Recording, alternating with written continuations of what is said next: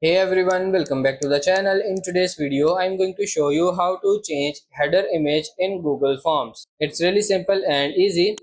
Now, the mistake people do is they come click here and click on this to add an image, and this is what it does. Don't do this. What you have to do is come here and click on this icon, customize the theme, and here under editor you can choose your image. You can use from the different ones they have available, can browse through Teams, you can upload it directly, you can drag and drop or use your photos saved in your drive. So we'll just use this one for an example. Click on insert and there you go. We would have the image in our header. Now to change this, all you need to do is come click here again.